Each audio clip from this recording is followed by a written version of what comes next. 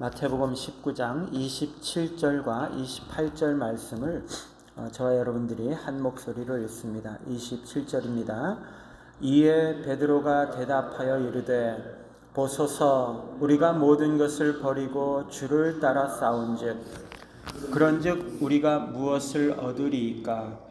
예수께서 이르시되 내가 진실로 너희에게 이르노니 세상이 새롭게 되어 인자가 자기 영광의 보좌에 앉을 때 나를 따르는 너희도 12 보좌에 앉아 이스라엘 12지파를 심판하리라. 아멘.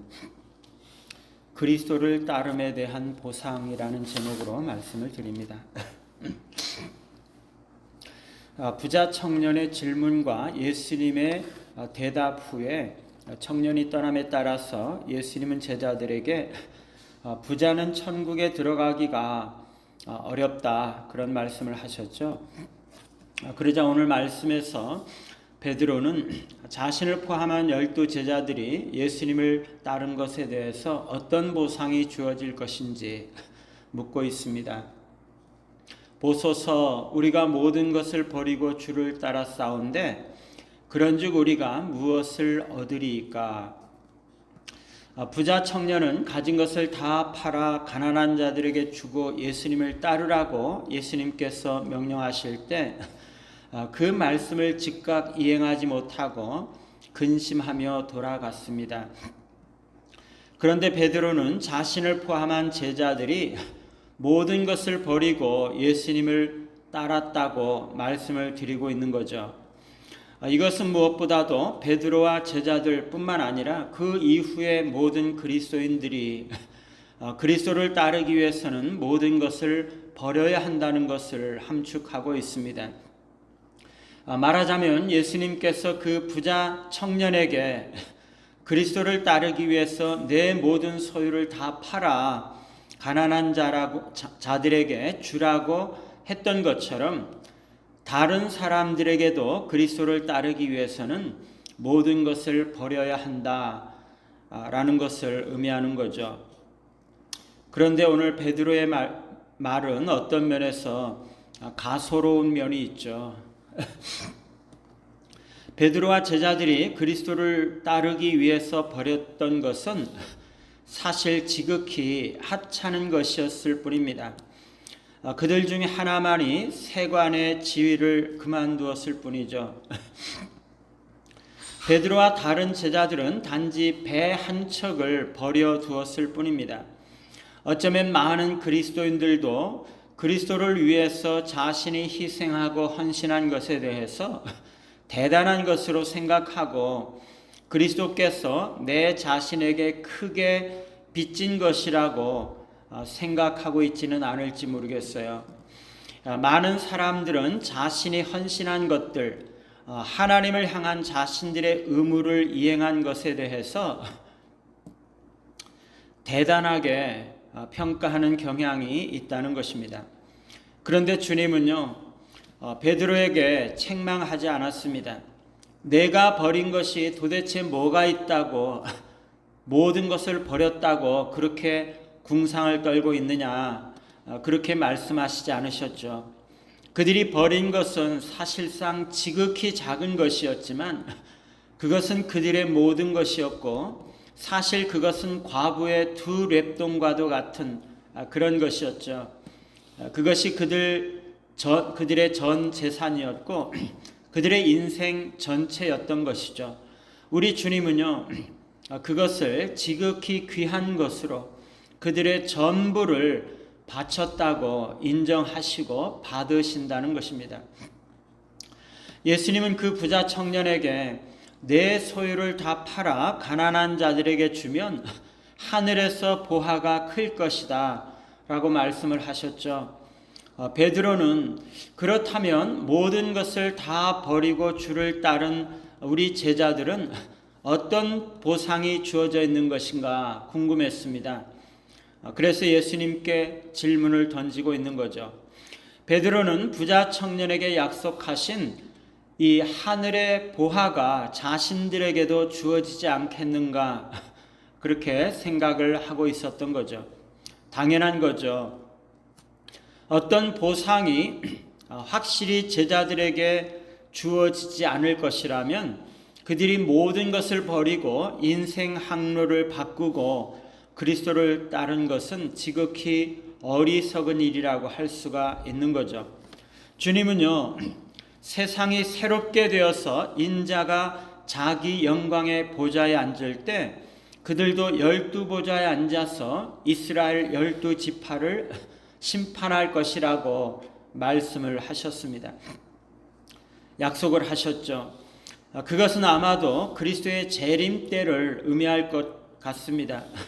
주님은 그때 그들에게 하늘의 보화뿐만 아니라 높은 지위를 약속해 주시고 계시는 거죠. 이스라엘의 12지파는 회복된 새 이스라엘을 의미할 것인데 12제자들은 그리스도께서 영광의 보좌에 앉아서 통치하실 때 12제자들도 12보좌에 앉아서 새 이스라엘을 심판하게 될 것입니다.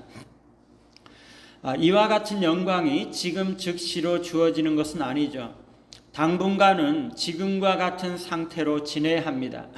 세상에 알려지지도 않고 여전히 비천한 신분으로 아무도 알아주지 않는 가운데 여전히 그리스도의 고난에 동참하면서 그리스도께서 걸어가신 십자가의 길을 계속 걸어가야 하는 것이죠.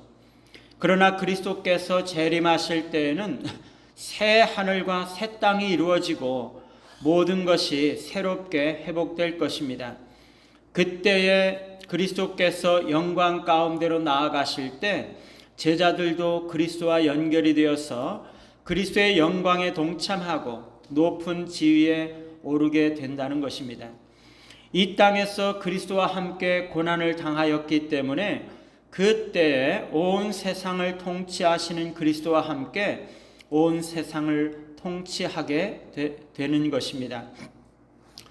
여러분, 우리가 이 제자들의 영광과 축복에 동참하게 될 것을 믿으시기 바랍니다.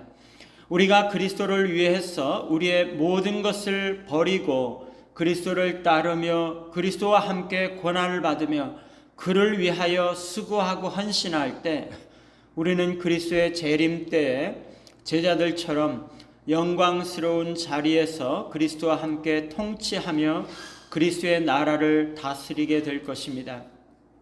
이러한 분명한 확신을 가질 때 이 땅에서 우리가 기쁨으로 수고하면서 헌신할 수가 있는 것이죠.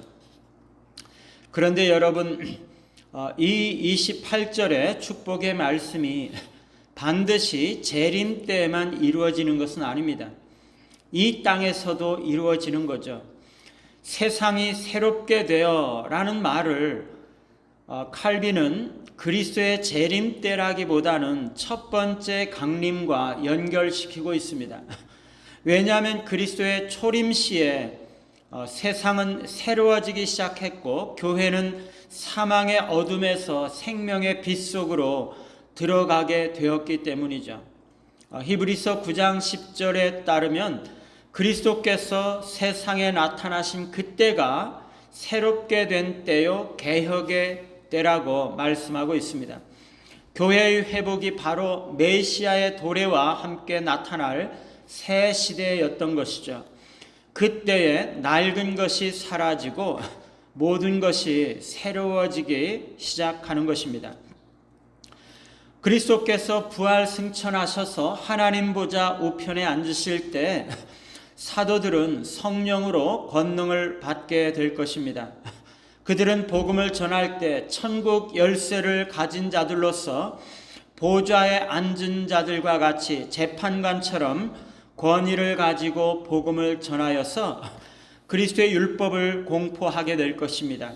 이 율법에 따라서 영적인 이스라엘인 신자들이 다스림을 받게 되고 육신적인 이스라엘은 불신앙 가운데 심판을 받고 정죄함을 받게 될 것입니다. 사도들은 그들의 몸의 부활에 의해서가 아니라 이미 그들의 육체 안에 거하시는 성령으로 말미암아 세상의 복음의 진리를 회복하고 그 복음 진리를 사람들에게 신앙의 표준과 생활의 지침을 삼게 함으로써 신자들을 통치하게 될 것이죠. 우리가 그리스도의 제자로서 혹은 교회로서 복음을 전하고 우리 자신이 삶으로 복음을 살아냄으로써 우리는 세상을 통치하고 다스리는 그 그리스도의 통치에 동참하는 영광스러운 직분을 감당하고 있음을 기억할 필요가 있습니다. 그리스도를 위해서 모든 것을 버리고 그리스도를 따르심으로써 복음과 그리스도의 말씀대로 사심으로써 그리스도와 함께 보좌에 앉아서 온 세상을 통치하시는 놀라운 영광을 누리시는 우리 모두가 되시기를 간절히 바랍니다. 찬송가 240장입니다.